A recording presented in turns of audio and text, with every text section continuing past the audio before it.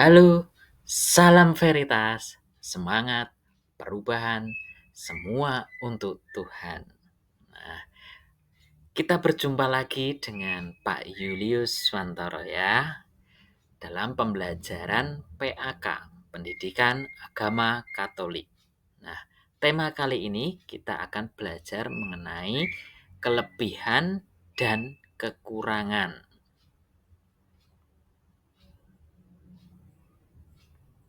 Nah, di sini Pak Julius punya sebuah cerita pendek ya yang berjudul tentang Tina Jenius. Nah, seorang siswa bernama Tina memiliki kelebihan dalam bidang matematika.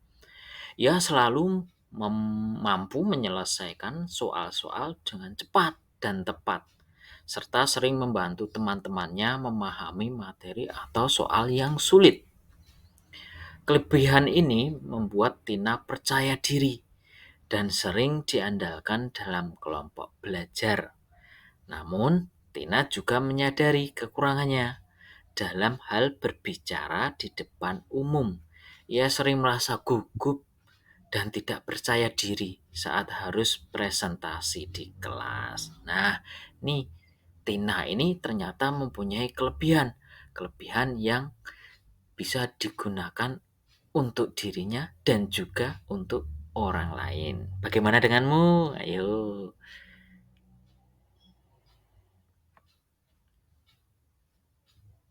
Selanjutnya, nih Pak Julius punya gambaran. Wah, gambaran seorang anak yang memiliki berbagai macam kelebihan. Nah, nih yang pertama, nih coba lihat gambar yang pertama ada seorang anak yang memiliki kemampuan bermain sepak bola. Dia punya kelebihan bermain badminton, terus melukis, terus dance. Nah, nih tentu kalian pasti juga punya kemampuan lebih ya dari mereka-mereka ini. Pasti kalian punya kelebihan masing-masing.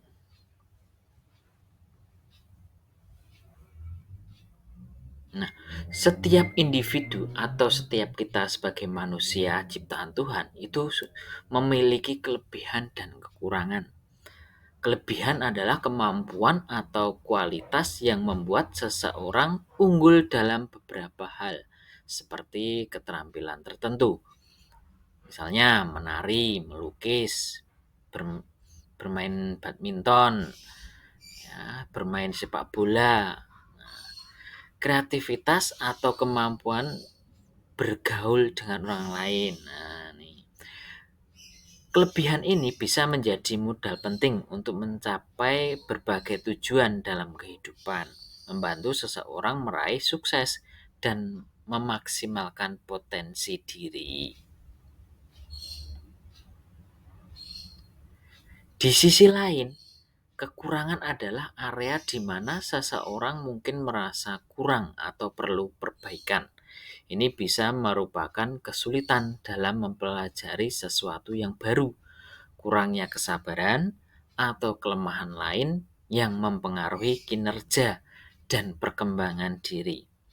Mengenali kekurangan ini penting karena memberikan kesempatan bagi kita ya, bagi manusia atau kalian sebagai siswa, nah, ini untuk berkembang dan belajar lebih banyak sehingga dapat memperbaiki diri secara terus-menerus.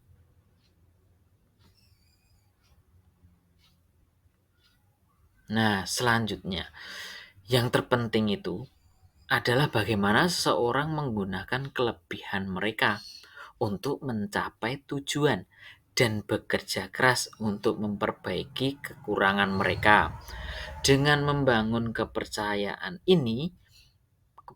diri melalui pengakuan kelebihan dan berusaha mengatasi kekurangan, individu dapat menjadi pribadi yang lebih baik. Proses ini adalah bagian penting dari pengembangan diri dan peningkatan kualitas hidup.